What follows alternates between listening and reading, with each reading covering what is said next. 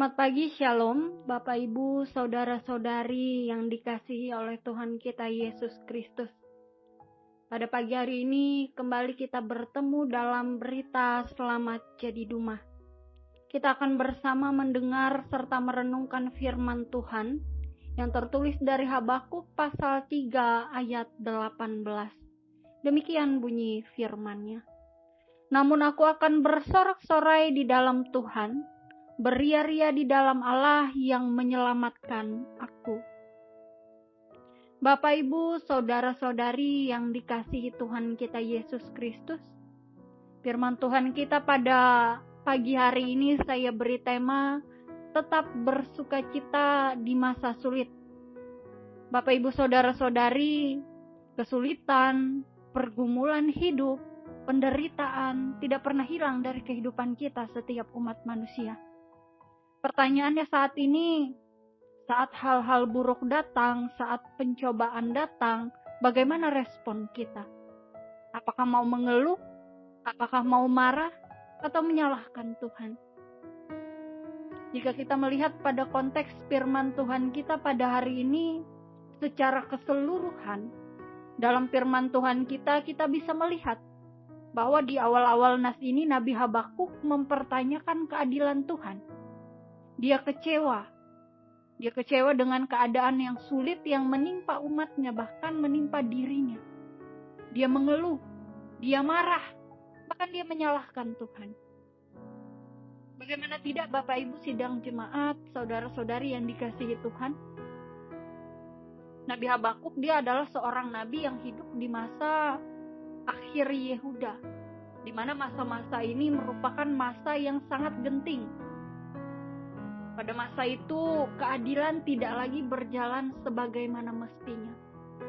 Manusia menindas satu sama lain, dan Tuhan di sini seolah-olah diam. Dalam keadaan demikian, tentu wajar jika Habakuk di sini mengeluh kepada Tuhan. Bayangkan jika kita berada dalam posisi Nabi Habakuk, tentu kekecewaan, kesedihan, marah, juga putus asa kita rasakan. Namun Bapak Ibu, Saudara-saudari, dalam Habakuk 3 ayat 18, reaksi dari Nabi Habakuk berubah. Habakuk dalam pasal 3 ini, ia memanjatkan doanya kepada Allah. Dan ayat 18 ini merupakan salah satu bagian dari doa dan harapan yang dipanjatkan oleh Habakuk. Habakuk yang tadinya mengeluh, marah, kecewa, juga putus asa, kemudian di sini memberikan reaksi yang berbeda. Apa yang terjadi sehingga reaksi Habakuk berubah? Apa yang membuatnya akhirnya dapat berharap kepada Tuhan dengan keyakinan? Meskipun keadaannya sebenarnya pada saat itu tidak berubah. Jadi Bapak Ibu Saudara-saudari yang dikasihi Tuhan, di sini perubahan yang dialami oleh Habakuk yaitu karena Habakuk menaruh harap kepada Tuhan. Dia berserah diri penuh untuk mengandalkan Tuhan di dalam kehidupannya. Habakuk menunjukkan keyakinan dan percayanya di dalam Tuhan. Pengharapannya tidak lagi diletakkannya pada situasi sekelilingnya yang tidak menjanjikan. Dikatakan dalam ayat 18, namun aku akan bersorak-sorai di dalam Tuhan.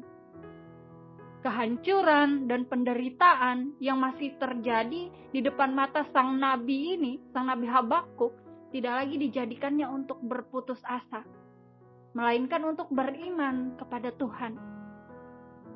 Habakuk memilih untuk tetap bersukacita meskipun di dalam masa sulit. Karena Habakuk menyadari dan juga dia percaya, juga di sini dia berserah kepada Allah bukan karena Allah memberi ia berkat, tetapi karena Allah adalah Allah. Bapak Ibu Saudara-saudari yang dikasihi Tuhan, mari kita belajar dari Nabi Habakuk.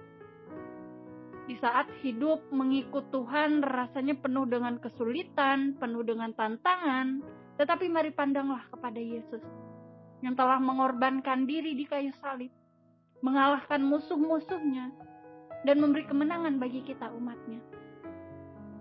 Jangan pernah putus harap, jangan pernah menyerah, pada saatnya Allah akan mengubah ratapan menjadi sukacita.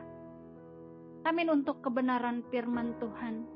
Tuhan Yesus memberkati kita lewat firman-Nya. Mari bersama kita persiapkan hati dan pikiran kita menaikkan doa kita. Mari kita berdoa. Bapa, terima kasih sudah banyak berkat yang kami terima yang datangnya dari Engkau. Terima kasih pada pagi hari ini kami kembali diberi kesempatan untuk masuk dalam hadirat Tuhan. Kami boleh bersama merenungkan kebenaran firman-Mu. Diberkatilah setiap kami ya Tuhan. Biarlah dari firman-Mu ini kami beroleh pelajaran. Kami boleh belajar dari Nabi Habakuk. Meski di saat hidup mengikut Tuhan rasanya penuh dengan kesulitan, penuh dengan tantangan, kami mau tetap memandang pada Yesus. Yesus yang telah mengorbankan diri di kayu salib, yang telah memberi kami kemenangan, yang memberi kehidupan bagi kami. Biarlah kami menjadi pribadi yang tidak pernah putus harap dan tidak pernah menyerah, serta selalu meyakini dan juga percaya dengan penuh iman, dengan penuh pengharapan kami kepada Tuhan, bahwa pada saatnya Tuhan akan mengubah ratapan kami menjadi sukacita. Diberkatilah hidup kehidupan kami, agar kami selalu mengandalkan Tuhan. Di saat hati kami dan pikiran kami tidak menentu, di saat kami dalam pergumulan, di saat permasalahan silih berganti, kami ingin menjadi pribadi yang selalu datang menghadap Tuhan, yang selalu bersandar pada Tuhan, yang tetap percaya bahwa kuasa Tuhan besar dalam kehidupan kami, dan yang selalu memberi kami segala yang terbaik tepat pada waktunya Tuhan. Kami serahkan hidup kehidupan kami ini mulai saat ini hingga selama-lamanya. Amin.